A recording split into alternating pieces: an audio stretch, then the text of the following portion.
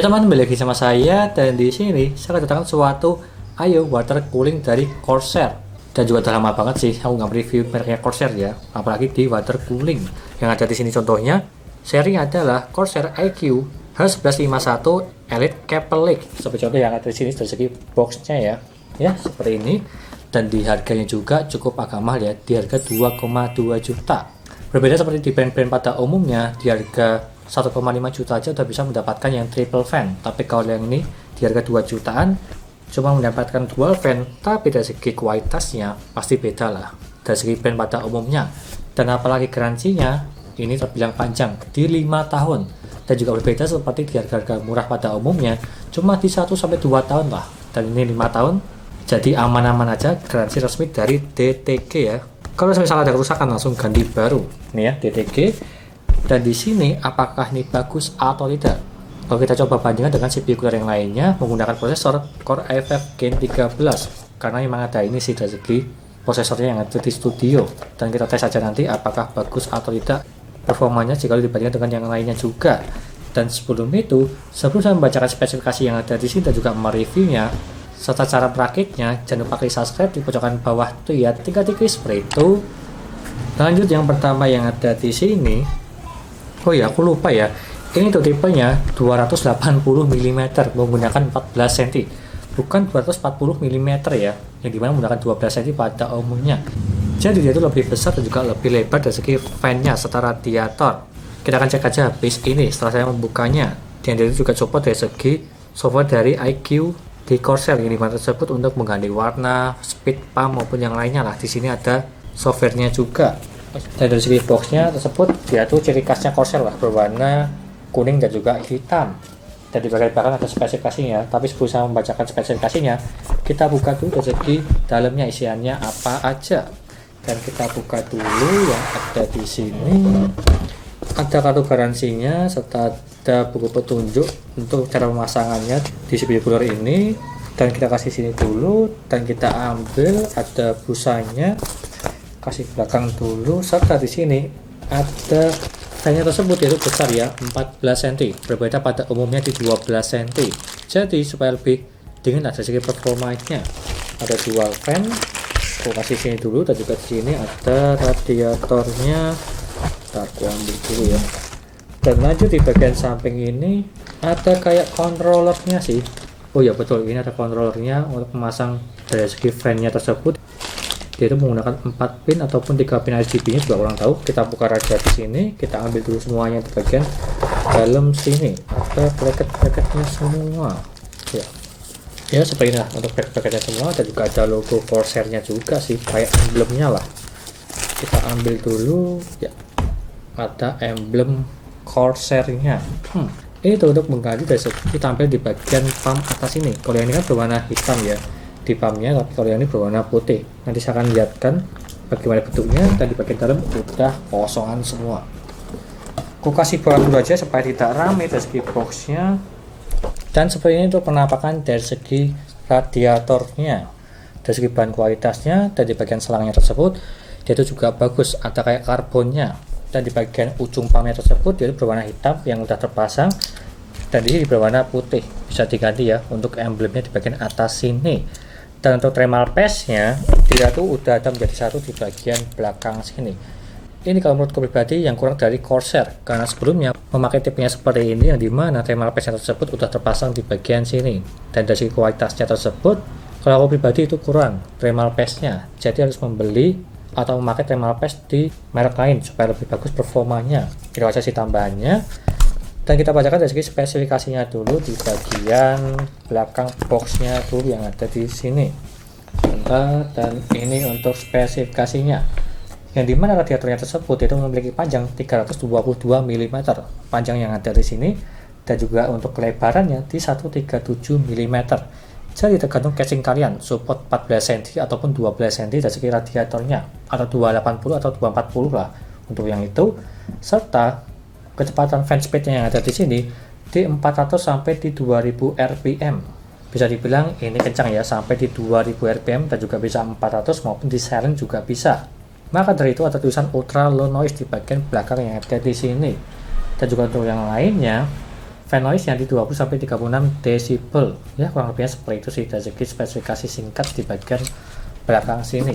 Untuk kelebihan yang lainnya mungkin dari segi websitenya ya. Setelah saya buka di bagian sini, kita cek dia itu cool plate yang menggunakan material copper serta radiator yang menggunakan aluminium dari segi bahannya, serta untuk yang lainnya tersebut. Untuk prosesor supportnya yang ada di bagian bawah sini ya, ternyata speknya di bagian ini dia tuh untuk support AMD cuma di AM4 aja, tapi kalau yang cari cuma support di 1200.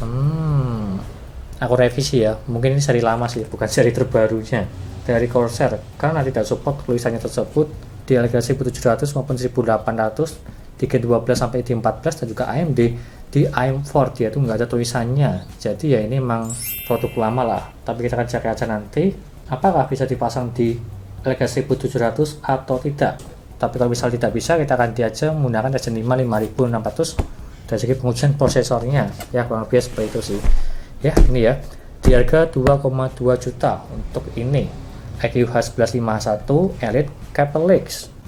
Secara singkat aja dan gak usah berlama-lama, kita lanjutkan saja untuk cara pemasangannya di Elgato 1700 dan juga reviewnya dibandingkan dengan CPU cooler lain. Itu aja, lanjut ke pemasangannya dulu. Yo.